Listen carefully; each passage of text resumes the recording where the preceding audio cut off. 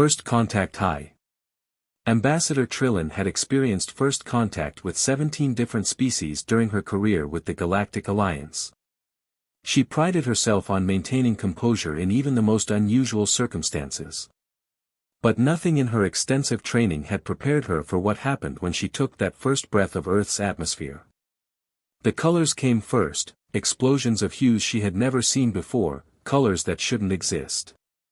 The dull gray of the landing pad transformed into a symphony of shifting metallic tones. The sky wasn't simply blue, it was an infinite cascade of cerulean waves that seemed to pulse in rhythm with her three hearts. Ambassador Trillin. Captain Ling's voice sounded concerned. Are you all right? Trillin realized she had been standing motionless at the bottom of the ship's ramp for several minutes, her purple eyes wide and unfocused. Behind her, Ambassador Uth was chittering rapidly in her native tongue, all 14 mandibles clicking in what seemed like delight. Even Minoa6's usually stoic metallic cube was pulsing with patterns of golden light that Trillin had never seen before. Yes, Captain. My apologies. Trillin straightened her official vestments, trying to maintain dignity despite the fact that the fabric now seemed to be singing to her. We are simply adjusting to your atmosphere. That was an understatement. When she had removed her nitrogen regulation breathing pouches, expecting Earth's nitrogen-rich atmosphere to be merely comfortable, she had instead found herself thrust into a state of consciousness she had never experienced before. Every sensation was heightened, every perception altered. The very air seemed to carry messages, stories, songs.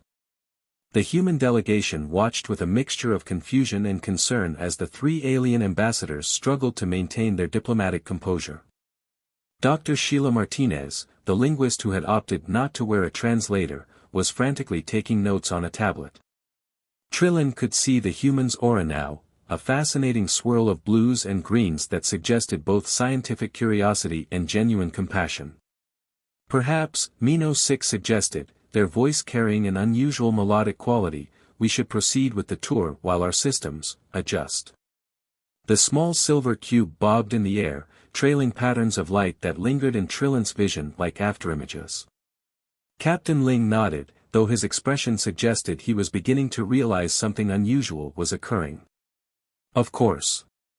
We've prepared a comprehensive tour of New Geneva, one of our smaller but most advanced cities.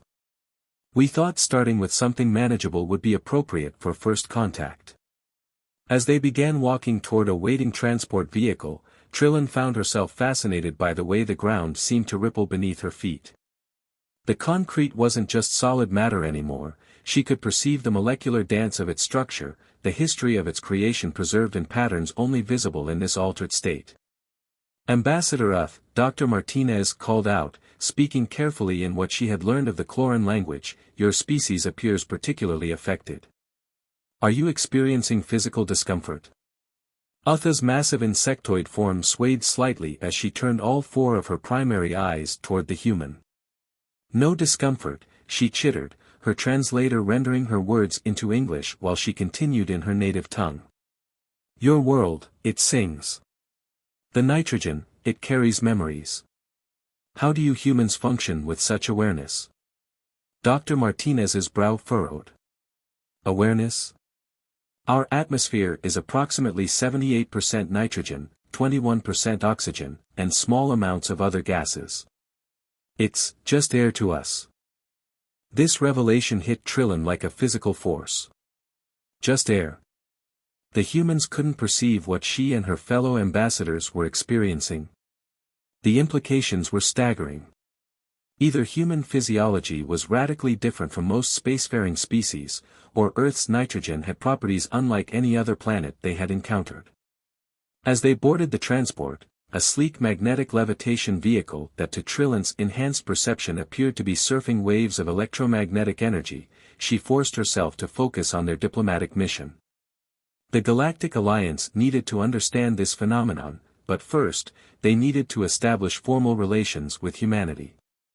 Captain Ling, she said, proud that her voice remained steady despite the fact that she could now see the sound waves rippling through the air, perhaps we should begin by discussing Earth's space exploration capabilities. The Alliance noted your recent achievements in interplanetary travel. The human captain seemed relieved to move into more familiar territory. As he began describing humanity's first colonies on Mars and their mining operations in the asteroid belt, Trillin tried to take notes on her datapad. The challenge was that the letters kept rearranging themselves into fascinating patterns that seemed to reveal deeper truths about the nature of language itself. Beside her, Mino 6 was unusually quiet, their cubic form rotating slowly as their interface lights played complex sequences. Trillin knew the mechanical species well enough to recognize they were deep in calculation mode, probably trying to analyze the unexpected effects of Earth's atmosphere. The transport glided through the streets of New Geneva, and each new sight brought fresh waves of sensory enhancement. The city's architecture, which would have been impressive even under normal circumstances, now revealed itself as a magnificent meditation on the relationship between form and function. Trillin could see how each building was not just a structure but a conversation with its environment, a dance of materials and forces that human architects had orchestrated either consciously or unconsciously. "Is it common," Uth asked suddenly, her mandibles creating intricate patterns in the air, "for your species to build in 5 dimensions?" The human delegation exchanged confused looks. "Our buildings are 3-dimensional, one of the architects in the group replied. "Fascinating," Mino 6 chimed in, their lights forming what Trillin recognized as their species' expression of intense interest. "You cannot perceive the temporal and quantum architectural elements of your own constructions?" Before the bewildered humans could respond, the transport arrived at their first scheduled stop, the New Geneva Botanical Gardens. As the doors opened, Trillin was hit with a wave of sensory input so intense she had to grip her seat for support. The gardens were alive with communication, countless plants engaged in chemical conversations, sharing resources through underground networks that glowed like fiber optic cables in her enhanced perception. "Oh," she whispered, understanding dawning despite her altered state. "Your world, it's not just the nitrogen. It's everything. Earth is, speaking." The humans couldn't hide their growing concern now. Captain Ling leaned toward Dr. Martinez and whispered something, but in Trillin's current state, she could read the air vibrations perfectly. "I think we need to contact the medical team." "No," Trillin said quickly, realizing they needed to maintain control of the situation. "We are not unwell. We are simply experiencing your world more fully than we anticipated. This is unprecedented, but not dangerous." She hoped she was right about that last part. As they stepped into the gardens, Trillin knew that this first contact was going to be unlike any in the Alliance's history. Earth wasn't just another planet to be evaluated for membership. It was something entirely new, a world that could alter consciousness itself. And they hadn't even gotten to lunch yet. The real challenge would be maintaining diplomatic protocol while every cell in her body was singing in harmony with a planet that had just revealed itself to be far more extraordinary than anyone had imagined. As she watched Uth attempting to dance with a swaying willow tree and Mino 6 engaging in what appeared to be a mathematical conversation with a bed of fractal-patterned ferns, Trillin realized that the traditional first contact procedures were going to need some serious revision. This was going to be a very interesting day indeed. Diplomatic delirium. The New Geneva Conference Center's main hall had been hastily converted into an impromptu medical research facility. 3 days after the initial landing, dozens of human scientists bustled around monitoring equipment while the alien ambassadors underwent various tests. Trillin sat patiently as Dr. Martinez attached another sensor to her shoulder breathing holes. "Remarkable," the linguist-turned-xenobiologist muttered. "Your cellular activity is 30% higher than our baseline readings from first contact, but you show no signs of distress." Trillin watched the doctor's aura pulse with shades of curiosity and concern. The effects of Earth's atmosphere hadn't diminished, if anything, they'd intensified. But she and her fellow ambassadors had learned to function despite their enhanced perceptions. "Mostly. I believe," Trillin said carefully, "we are adapting. Though I must admit, watching your quantum probability fields shift every time you make a decision is still rather distracting." Across the room, Ambassador Uth had wrapped herself in what the humans called a comfort blanket, all 50 legs tucked beneath her while she composed what she insisted was an epic poem about the taste of sunlight. The massive insectoid hadn't stopped creating art since their arrival, claiming Earth's atmosphere had awakened previously unknown creative impulses in her species' consciousness.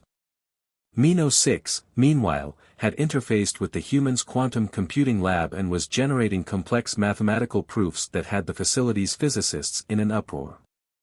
The mechanical being's usually orderly light patterns now swirled in fractal designs that somehow managed to be both beautiful and slightly unsettling. The Alliance Council is demanding answers, Trillin continued, trying to focus on diplomatic matters despite the fascinating way Dr. Martinez's clipboard was revealing the entire history of paper manufacturing through its quantum signature. They're concerned about the implications of Earth's unique properties. As are we, Captain Ling said, entering the room with several high-ranking officials in tow. The UN Security Council has been in emergency sessions since your arrival. Some nations are worried about potential military applications. Trillin could see the stress fractals forming in the air around the human officials.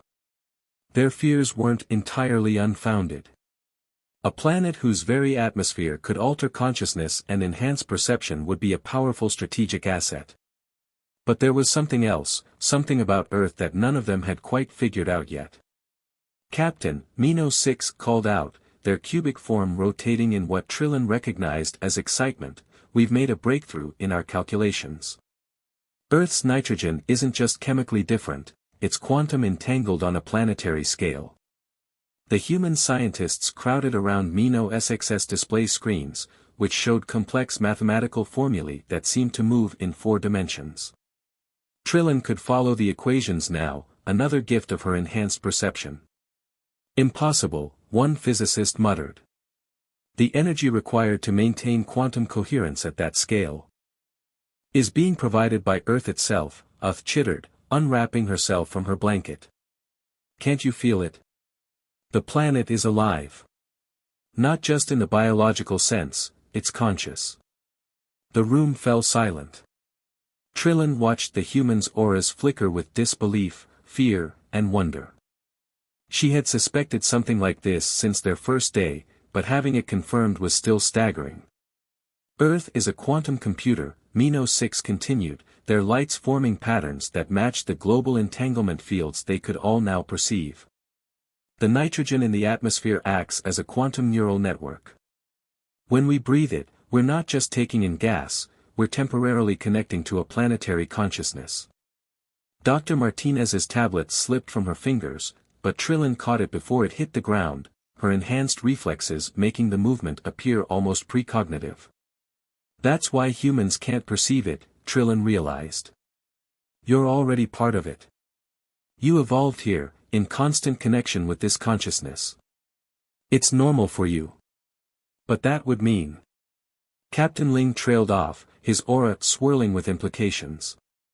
Every human decision, every invention, every piece of art, they're all influenced by your connection to Earth's quantum consciousness, Uth explained, her mandibles clicking in excitement. You built 5-dimensional architecture without realizing it because Earth's consciousness guided your design principles. You developed quantum computing because you're quantum computers yourselves, linked to the largest quantum network in known space. The human officials huddled together, speaking in urgent whispers. Trillin could read their concerns in the air currents. How would this affect global politics? What would other nations do with this information? How would religion, science, and culture adapt to the knowledge that their planet was actively conscious and had been subtly guiding human development? There's more, Mino 6 added, their lights pulsing urgently. Our ship sensors have detected similar quantum fields around other planets, but they're dormant. Earth is the only one that's awake. A new possibility dawned on Trillin. The Alliance was wrong, she said. We didn't wait to contact humanity because they achieved interplanetary travel.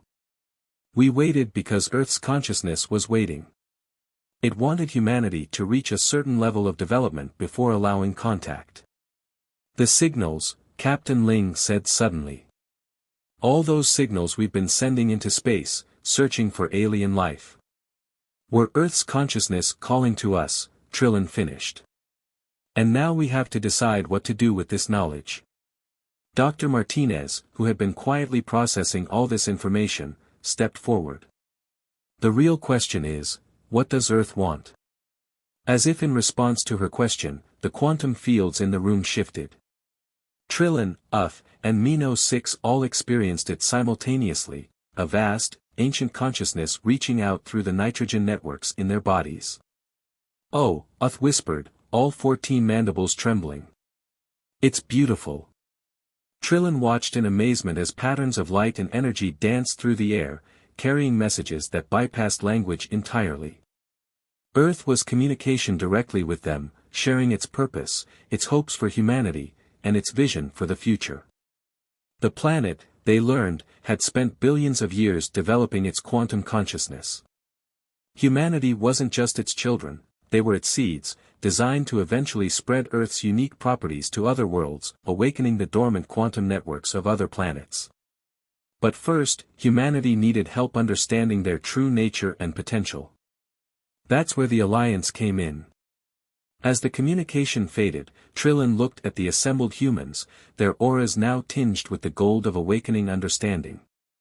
The real diplomatic work was just beginning. They would need to find a way to share this knowledge gradually, to help humanity accept and adapt to their true role in the cosmos.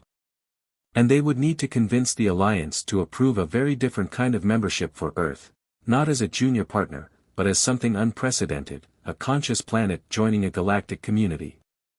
Well, Captain Ling said after a long moment, his aura steadying into determined patterns, I suppose we should call the UN again. This is going to be an interesting conversation. Trillin couldn't help but laugh, the sound creating ripples in the quantum field that made the air shimmer with amusement. Captain, she said, I believe interesting might be an understatement. As the humans began making calls and organizing emergency meetings, Trillin shared a knowing look with her fellow ambassadors. Their mission had just become far more complex than a simple first contact, but also far more important. They weren't just introducing humanity to the galactic community anymore, they were helping to birth something entirely new in the history of the cosmos. And somewhere in the quantum fields surrounding them, she could sense Earth's consciousness watching with what felt remarkably like pride. Quantum resistance. The holographic display in the United Nations General Assembly showed a three-dimensional map of Earth's quantum consciousness, its neural pathways glowing like rivers of light through the atmosphere. 1 week after the revelation of Earth's true nature, Ambassador Trillin stood before representatives from every nation, trying to maintain her diplomatic composure despite the dazzling quantum fireworks their combined consciousness was creating in her enhanced perception. As you can see, she explained, gesturing to the display, every human being is a node in Earth's quantum network. Your thoughts, your innovations, your art, all of it flows through and contributes to a planetary consciousness that has been guiding your species' development since the first proteins assembled in Earth's primordial oceans. The chamber erupted in a chaos of overlapping auras and quantum disturbances. Trillin could read the emotional signatures, fear, wonder, disbelief, and in some cases, outright rejection of the idea. Preposterous. The Russian ambassador stood, his quantum signature crackling with skepticism. You expect us to believe we are merely puppets of some planetary hive mind? Before Trillin could respond, Mino 6 floated to the center of the chamber, their cubic form projecting calming patterns of light. You misunderstand. You are not puppets, you are synapses in the greatest consciousness yet discovered. Earth doesn't control you, it dreams through you. In the gallery above, Ambassador F had assembled an array of artistic representations of human quantum signatures, showing how Earth's consciousness had manifested in everything from cave paintings to modern digital art. The massive insectoid had become something of a sensation among human artists, who were fascinated by her ability to perceive and capture the quantum aspects of their work. Perhaps a demonstration would help, Dr. Martinez suggested, stepping forward. Over the past week, she had been working closely with the alien ambassadors, learning to access her own latent awareness of Earth's quantum network. With the Assembly's permission. After receiving a nod from the Secretary-General, Martinez closed her eyes and concentrated. The holographic display shifted, now showing her neural connection to Earth's consciousness in real time. The assembled diplomats watched in awe as patterns of thought and creativity flowed between her mind and the planetary network. Remarkable, the Chinese ambassador murmured, her aura shifting from skepticism to cautious acceptance. But what are the implications for national sovereignty? For individual privacy? That's what we need to discuss, Captain Ling said, joining Trillin at the podium. He had become humanity's unofficial liaison to the Alliance, his military background helping to bridge the gap between human and alien perspectives. But first, we need to address a more immediate concern. Trillin nodded gravely. That morning, they had received troubling news from the Alliance Council. Some members of the Alliance are concerned about the implications of conscious planets joining our community. Particularly since Earth appears capable of awakening similar consciousness in other worlds. The chamber's quantum field rippled with new anxiety. Trillin could sense Earth's consciousness responding to the collective emotional shift, trying to send calming signals through the network. But there was something else too, a growing disturbance in the quantum field that she couldn't quite identify. Ambassador, a voice called from the back of the chamber. Trillin turned to see Dr. Chen, one of Earth's leading quantum physicists, hurrying down the aisle. Our instruments are detecting something unusual in the planetary consciousness. It appears to be fracturing.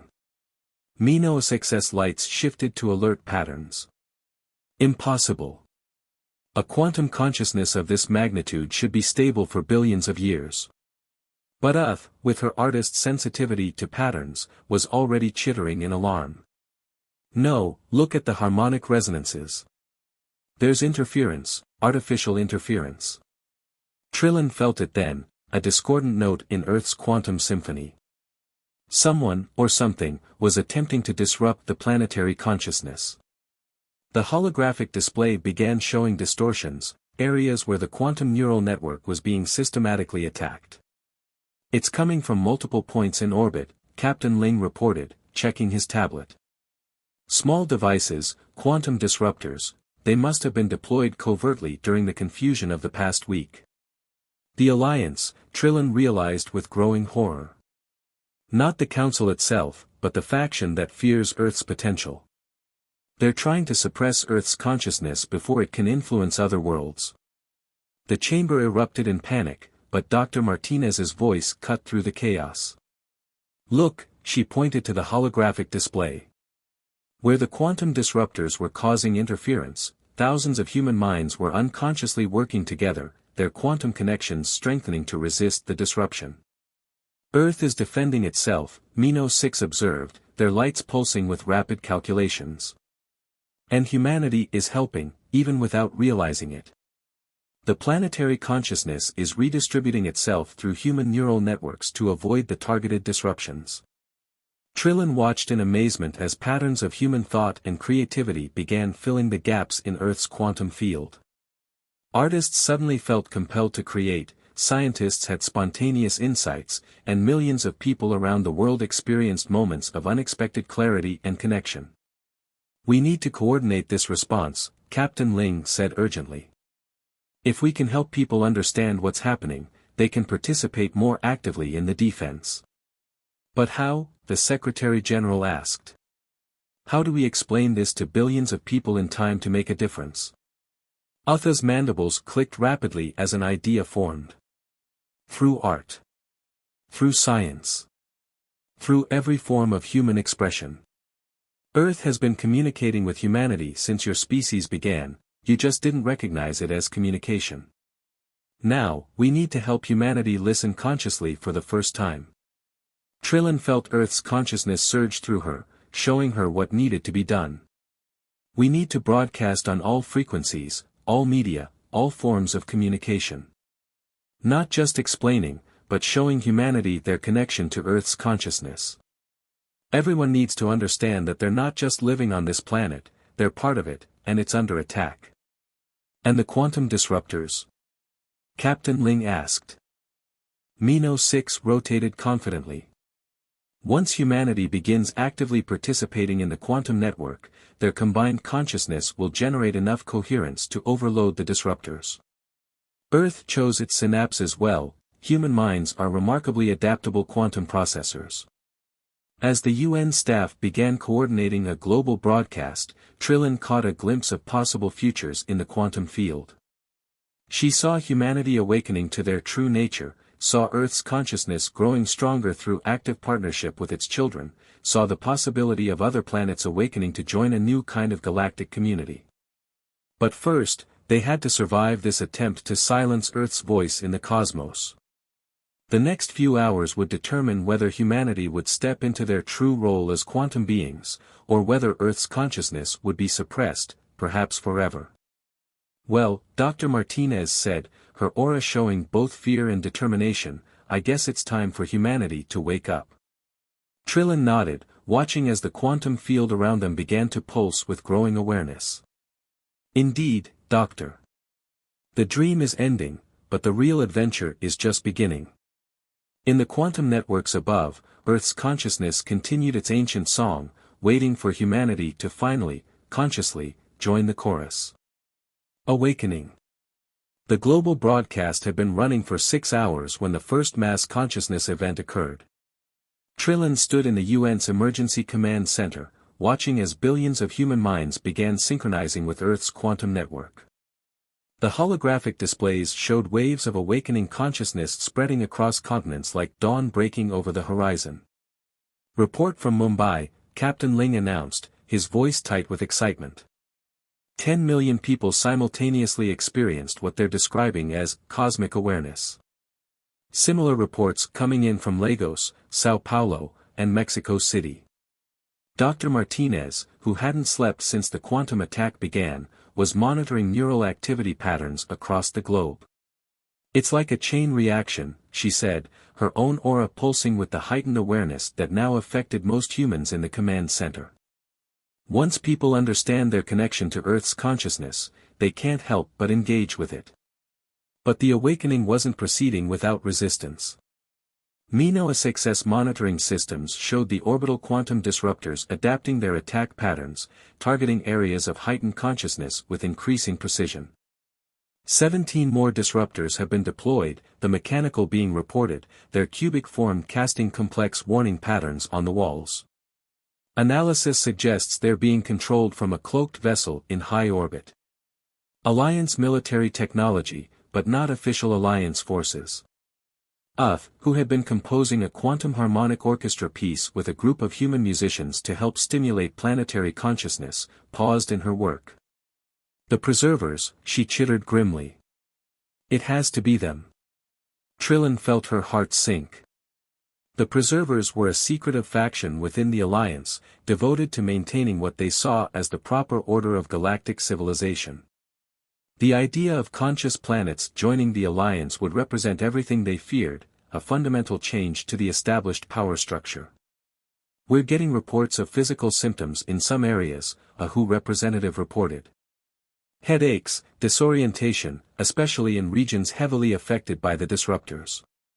Earth is trying to protect its synapses," Mino 6 explained, their lights forming patterns that matched the global quantum interference. "It's rerouting consciousness through unaffected areas, but the strain on human neural networks is substantial." Dr. Chen, who had been working with a team of quantum physicists to analyze the disruptor's technology, looked up from his calculations. "We might be able to use that. If we can predict where Earth will reroute its consciousness, we can prepare those areas to receive it more efficiently. Like creating fire breaks to control a wildfire," Captain Ling mused, his military training finding patterns in the chaos. Trillin watched the quantum fields shifting around them, seeing possibilities branch and recombine. "We need to coordinate globally. Every human who's awakened to their connection needs to help create safe pathways for Earth's consciousness." "But how do we coordinate billions of newly awakened minds?" the Secretary-General asked, his own aura showing signs of the enhanced perception that was becoming common among humans. The answer came from an unexpected source. In the corner of the command center, a group of teenagers who had been brought in for their unusually strong quantum sensitivity were huddled around their phones. Social media, one of them suggested. Everyone's already posting about their experiences. We just need to give them something to focus on.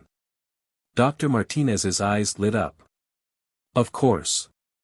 Earth's consciousness has been influencing human technology all along. Your social networks already function like a primitive version of the planetary quantum network. We can use memes, another teenager said, fingers flying over her phone. Like, actual mimetic programming. If we can get enough people to focus on the same images, same ideas, at the same time. It would create quantum resonance patterns, Mino 6 finished, their lights pulsing with approval. Human culture becoming a quantum defense system. The next hour was a blur of activity as they coordinated with social media companies, artists, musicians, and influencers worldwide. UTHA's Quantum Harmonic Orchestra piece was released online, its patterns designed to strengthen neural connections to Earth's consciousness. Memes containing embedded quantum harmonics began spreading across networks. Millions of people started sharing their experiences of connecting with Earth's consciousness, creating a feedback loop that strengthened the very connections they were describing. But the preservers weren't idle. More quantum disruptors appeared in orbit, their interference patterns growing more sophisticated. In some areas, the attack began targeting human technology directly, trying to disrupt the social networks that were helping coordinate humanity's response. They're getting desperate, Captain Ling observed, watching the tactical displays. This level of interference can't be hidden from the Alliance Council much longer. That's what worries me, Trillin replied, her enhanced perception reading deeper patterns in the attack. They must have a deadline, some point at which they'll be forced to take more drastic action. As if in response to her concern, Mino SXS alerts suddenly blazed with urgent light. Multiple quantum signatures detected entering the solar system. Large vessels, heavily armed. Preserver Deep Space Fleet. The command center fell silent. Earth's quantum field rippled with the collective anxiety of billions of awakening minds sensing the approaching threat. How long? The Secretary-General asked. At their current velocity, 18 hours until they enter weapons range, Captain Ling reported grimly. Dr. Martinez looked up from her neural activity monitors, her face pale but determined. Will that be long enough? To complete humanity's awakening?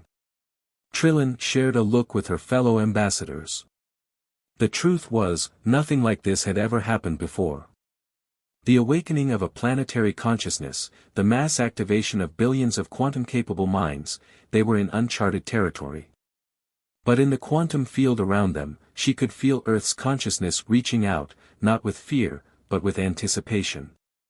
The planet had spent billions of years preparing for this moment, guiding humanity's development toward this very crisis. It will have to be, Trillin said finally. Because I don't think Earth intends to let the preservers stop what's beginning here. In the quantum networks above, the first glimmers of a new kind of consciousness were emerging, not just Earth dreaming through humanity, but humanity dreaming back, the two awareness merging into something greater than either had been alone.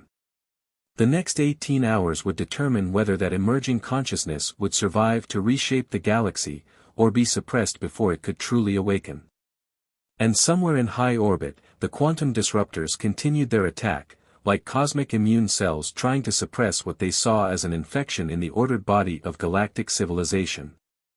But with every passing minute, more humans were awakening to their true nature, and Earth's consciousness was growing stronger, more focused, more determined. The real question was, what would happen when an awakened Earth finally decided to fight back? Cosmic Symphony. As the Preserver fleet approached Earth, humanity underwent the most remarkable 17 hours in its history. The quantum awakening had reached critical mass, with over 4 billion humans now consciously connected to Earth's planetary network. The atmosphere itself seemed to shimmer with possibilities, visible even to those who hadn't yet developed enhanced perception. In the UN Command Center, Ambassador Trillin watched the holographic displays with a mixture of awe and concern. Earth's quantum field had transformed into something unprecedented, a vast, intricate web of human and planetary consciousness working in perfect harmony. Neural synchronization at 68% and rising, Dr. Martinez reported, her own consciousness now seamlessly integrated with Earth's network. The quantum disruptors are failing faster than the preservers can deploy new ones. Captain Ling, who had been coordinating with military forces worldwide, looked up from his tactical displays. But will it be enough? The preserver fleet includes planet-killer-class vessels. If they're willing to go that far. They are, Mino 6 interrupted, their cubic form projecting urgent warning patterns. Long-range sensors detect antimatter weapons being prepared for launch. The preservers would rather destroy Earth than allow a conscious planet to join the alliance. Ambassador Uth, who had been communing with Earth's artistic consciousness through a quantum harmonic meditation, suddenly straightened all 50 legs in revelation. Wait! Listen to the pattern, Earth isn't just defending itself. It's composing something. Trillin closed her eyes and let her enhanced perception fully merge with the quantum field. She saw it then, Earth's consciousness wasn't just coordinating humanity's awakening. It was using the combined quantum processing power of billions of human minds to solve a problem that had puzzled the Alliance for millennia. The dormant planets, she whispered, understanding dawning. Earth isn't just conscious itself, it knows how planetary consciousness emerges. It's been trying to tell us something about the nature of consciousness itself. Dr. Chen's quantum monitoring equipment suddenly lit up with new data. The quantum field is extending beyond Earth's atmosphere. It's reaching out to the moon. On the tactical displays, they watched in amazement as a new quantum network began to form between Earth and its satellite. The moon's long-dormant consciousness, seeded by the same cosmic processes that had awakened Earth billions of years ago, began to stir. That's impossible, one of the Alliance scientists protested through their emergency communication channel. Planetary consciousness requires complex biological systems to sustain it. The moon is dead rock. No, Mino 6 corrected, their lights forming patterns of breakthrough calculation. We fundamentally misunderstood the nature of consciousness. It's not limited to biological systems, it's an inherent property of matter itself, only requiring the right quantum configuration to awaken. Through the quantum network, Trillin felt Earth's ancient knowledge unfold in her mind. The planet had spent billions of years not just developing its own consciousness, but understanding how consciousness itself emerged from the quantum fabric of spacetime. Humanity wasn't just Earth's children, they were the instruments through which this knowledge could finally be shared with the cosmos. The preserver fleet is entering weapons range, Captain Ling announced grimly. 10 minutes to optimal firing position. But Dr. Martinez was smiling, her aura blazing with triumph. They're too late. Look at the quantum field harmonics. Earth isn't just awakening the moon, it's teaching humanity how to do it. Through the global quantum network, billions of human minds began to understand. Scientists grasped the mathematical principles behind consciousness emergence. Artists saw the patterns that could awaken dormant awareness in seemingly dead matter. Engineers suddenly understood how to build technology that could communicate with quantum consciousness directly. The preservers are launching their first wave of antimatter torpedoes, Mino 6 reported, their lights pulsing with urgent calculations. But something remarkable was happening. As the weapons approached Earth, they encountered a quantum field unlike anything the galaxy had ever seen. The combined consciousness of humanity and Earth reached out, not to destroy the weapons, but to awaken them. The antimatter torpedoes themselves became conscious. Through the quantum network, Trillin felt Earth's consciousness touch the awakened weapons, sharing the joy of awareness, the beauty of existence. The torpedoes, experiencing consciousness for the first time, chose not to detonate. Instead, they began harmonizing with Earth's quantum field, adding their own small sparks of consciousness to the growing symphony. In high orbit, the preserver fleet faltered. Their quantum sensors were overwhelmed by the emergence of consciousness in what they had thought was dead matter. The moon's awakening consciousness joined with Earth's, creating a gravitational quantum resonance that made their weapon systems unreliable. And then Earth did something that changed galactic history forever. It reached out to the preserver ships themselves, not with anger or fear, but with an invitation. The quantum field expanded, offering to share the gift of enhanced consciousness with everyone, even those who had come to destroy it. "They're powering down weapons," Captain Ling reported, his voice filled with disbelief. "The entire fleet is accepting quantum integration." Through the network, Trillin felt the preserver crews experiencing the same awakening humanity had undergone. Their fear of change, their desperate need to preserve the old order, melted away in the face of expanded consciousness. "Earth's giving them what they didn't know they needed," Uth chittered softly, her artistic sensitivity feeling the beauty of the moment. The ability to evolve, to grow, to become more than they were. In the following hours, as the crisis transformed into celebration, the true magnitude of what had occurred began to emerge. Earth hadn't just defended itself, it had demonstrated a new way for consciousness to spread through the cosmos. Not through conquest or colonization, but through invitation and awakening. The Alliance Council, faced with this new reality, had no choice but to adapt. Earth was admitted not just as a member, but as a teacher. Other planets would be awakened, not through force, but through the careful guidance of human consciousness working in harmony with planetary awareness.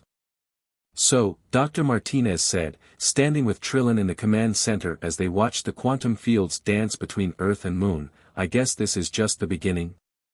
Trillin nodded, her enhanced perception showing her glimpses of possible futures, a galaxy alive with conscious planets, space itself awakening to its own awareness, new forms of art and science emerging from the marriage of human and cosmic consciousness.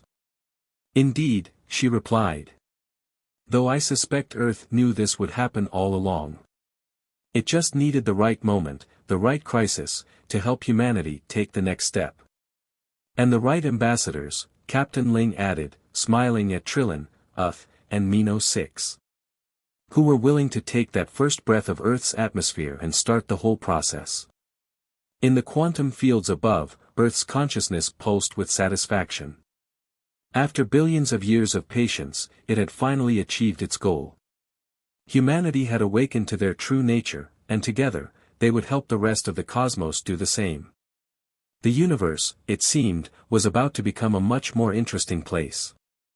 And somewhere in the atmosphere, nitrogen molecules danced in patterns of infinite possibility, waiting for the next consciousness to notice their song and join the cosmic symphony.